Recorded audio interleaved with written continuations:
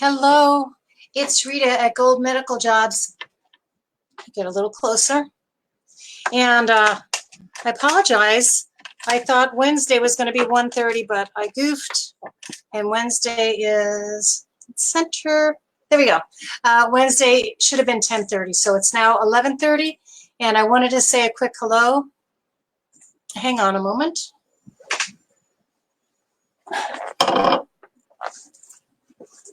Am I shrinking?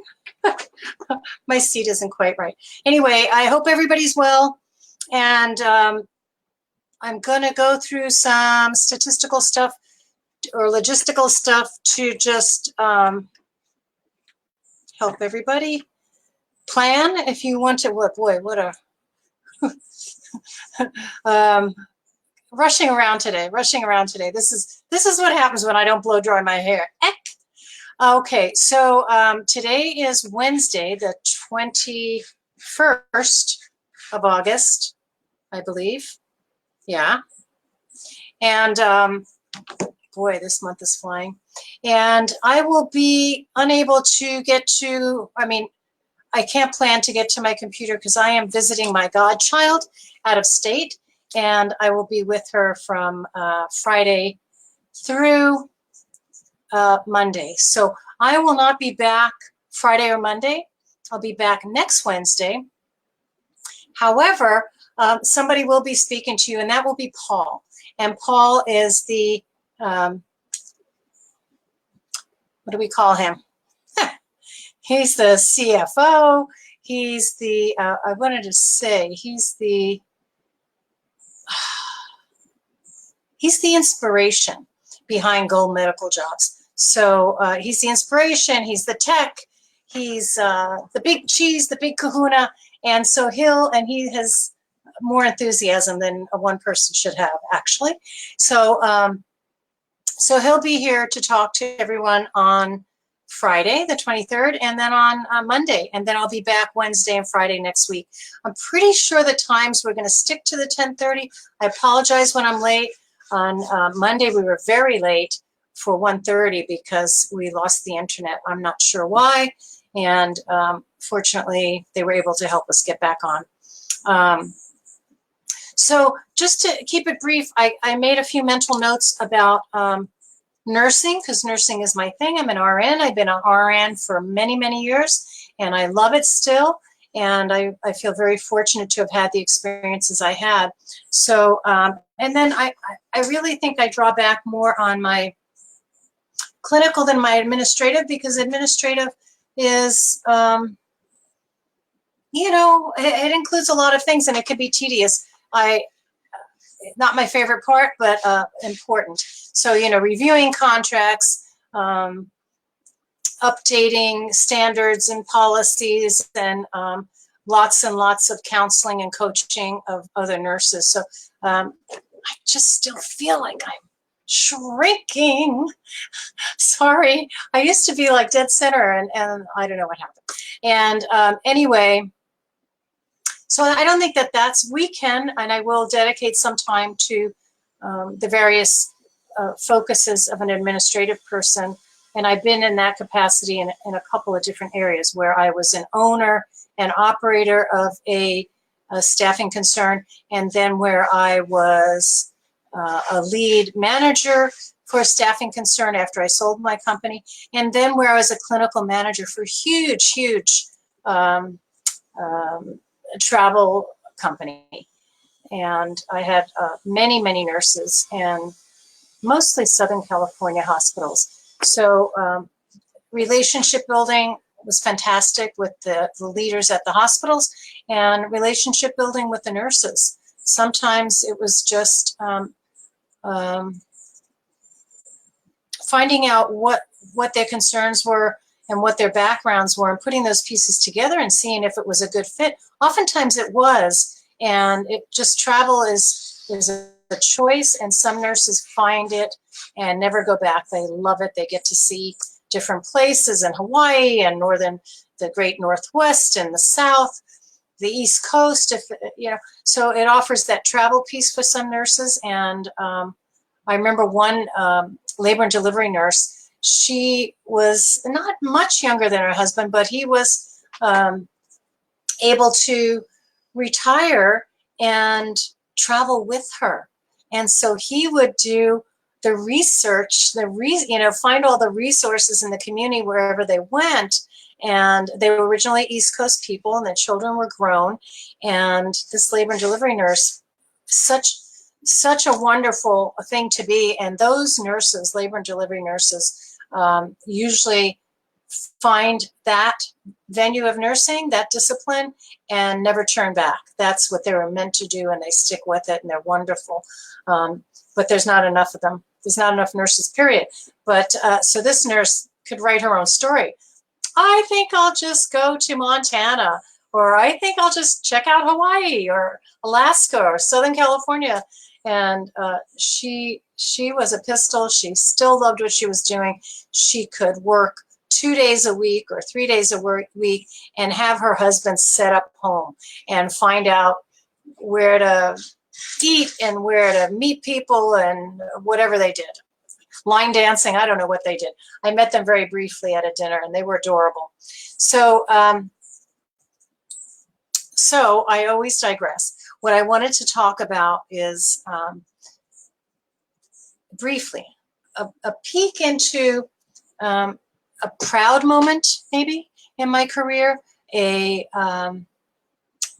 a solemn moment in my career or in my experience as a nurse, and maybe disturbing. Okay, so I don't know how brief that can be, but we'll look at that. So a proud moment, a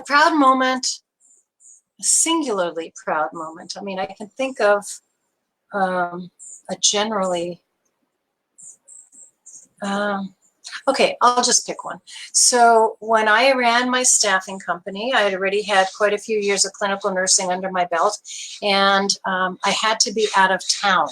I think somebody in my family was sick, and so I know, my two things brought me out of town. My brother had my youngest brother, I have two younger brothers, my youngest brother had his third child, and my dearest friend wanted me to officiate her wedding. So those were proud moments on a personal end. But I had been preparing with my staff for well over a year, maybe closer to a year and a half or 2 years, because I remember it was July, and I remember it was the winter months that I went to a Los Angeles, not a convention, but a convening and a training on becoming a Joint Commission certified staffing company. So it was kind of familiar in some ways and unfamiliar in other ways. The level of development that they required and the level of the program they were looking for wasn't a level I was accustomed to as primarily a staff nurse and then a supervising nurse. I hadn't really done administrative things. I hadn't studied that at an advanced level. So I was kind of shaking in my boots, but it was early enough. It was way back. Okay, my niece is now, I think she just turned 8. I can't believe that. I think she just turned 8. So, so I want to say it was about 8 years ago. And it may have not been when I initially became, no, it wasn't. It was not when I initially had my staffing company become a certified, Joint Commission certified. You know, we got the gold stamp. We had already gotten it. It was our first or second renewal.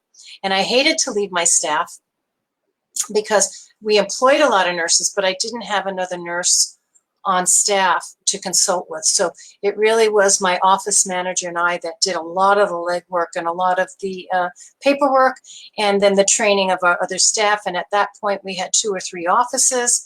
So we were going back and forth and trying to enlighten others as we became enlightened ourselves. And my proud moment came when they arrived, because the Joint Commission would give you a window. Where are my hands? A window of a days or a week Monday through Friday when they might arrive, but you didn't know the time or the exact date. So we would on pins and needles, wearing our Sunday best and reviewing things for quite some time in that window. And they showed up sure enough when I was out of town. So my office manager had her big girl pants on, and she was a brilliant young woman. She moved out of state, so I don't get to see her much anymore. But she wasn't a nurse, and she was kind of shy. You know, her personality was a little bit more reserved, and so she was nervous. You know, she would be the spokesperson and so forth for our company, and she did a great job. And at some point early, because usually depending on the size of your company, they visit for 2 or 3 days. And at some point, the representative from the Joint Commission, JCAHO they were known as, but now we call them sort of the Joint Commission. The representative that was in my office called me, and we spoke a little bit. I actually had one of my niece that was born at that time was the third daughter, and I have one of my nieces, and we were in a Ross, you know, some little department store, and a little distracting, you know, having a small child, a toddler, and shopping and getting an important phone call. And I explained that I was out of town for family purposes, and that I wasn't really in a quiet place, but that I'd be delighted to talk to her. And she really wanted to call me to verify who I was, who the company was, and to tell me what a privilege it was to speak to my staff about the devotion and the connection and the knowledge that had impressed her. So that was a proud moment. Okay, a solemn moment, and then I'm going to let you all go because I just get chatty and I need to stop that. But we'll meet again and again, and I will tell you story after story, because that's what life is. You know, we're living our stories. So a solemn moment, it was personal and professional, as it will be with your patients. So I have to start in the second half, which occurred maybe 6 months or 9 months after the first piece, and it's just one of those coincidences or small world stories, and I'll never forget it. So at this point, I had 2 small children, or 2 young children. They may have started grammar school at that point. My youngest child was 10.5 years younger than her brother and 8.5 years younger than her sister. So I had tried to have her, it didn't happen. And then, yay, she came along, you know, down the road from her sister and brother. So she wasn't out of thought yet, but my other children were at home. And so I used to work a couple of night shifts, and some of those shifts were home health. I worked for an agency, so I went wherever they sent me. And I took care of a young boy, a beautiful, beautiful young boy that had gone out on his bicycle with his dad and was hit by a drunk driver. They were both hit, but this little boy had a lot of physical and brain injuries. So he needed nursing pretty much around the clock. His family took care of him most of the day, as he had a mom and a younger brother and his dad. And of course, it was a devastating situation. And he was a beautiful boy, but he lost a lot of brain power and physical power, and but survived. And so it was my great privilege to take care of him and keep him well at night, and, you know, whatever he needed, feedings and so forth. And so sometimes when I would arrive, I think I worked 7 p.m. to 7 a.m., maybe 11 p.m. to 7 a.m. in those days. But at any rate, his mom or dad or the little boy, his little brother might be up, and more often they weren't. But I would just check in with the nurse that was, I think I worked 11 to 7. And I would check in with the midday nurse. I don't know if they had round-the-clock nursing. They may have. But at any rate, sometimes a family member, often the mom or the dad or both, would stay up and we would talk a little bit. So at some point, not from his chart, because he had a pretty in-depth chart, but from conversations that I heard about the accident and some of the pieces that went along with that. And what I heard was absolutely beautiful. And it was a beautiful, solemn event. And what happened was, and I knew this physician, and I had different thoughts about this physician, you know, because some people smell like cigarettes and you sort of make a rash judgment, you know, or I remember another surgeon that took care of my sister at the end of her life, and I thought, oh my goodness, could he be more disheveled? You know, he you know, the bedhead and the wrinkled clothes and stuff, but he did a beautiful job of taking care of my sister.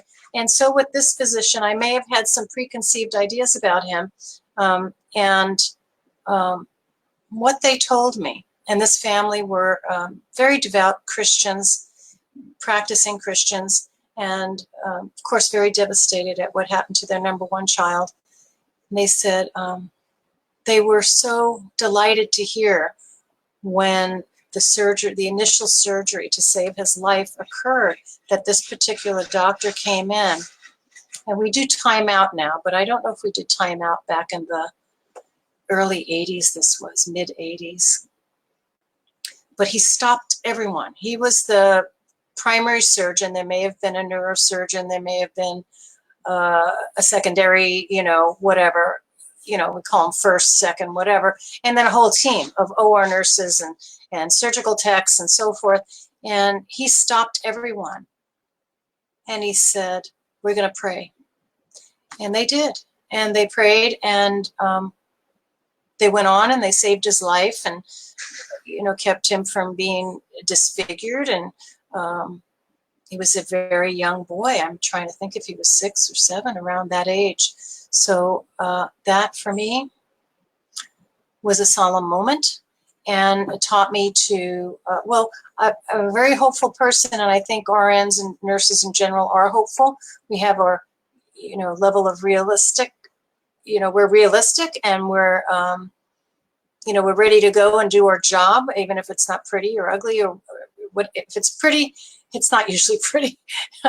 Whatever level, you know, the levels of degree of trauma or disease that we have to deal with, we're ready to do that. And we kind of, it's not a mask. It's a professional, it's how we deal with the work. Later, we, you know, we commiserate, we actually have meetings, brief, long, whatever, but in the moment we do our job, and we do it to the best of our ability. And for that surgeon, it was surprising to me. And at that point, I don't think he went on to have, I think, a rather large family, like 5 children of his own.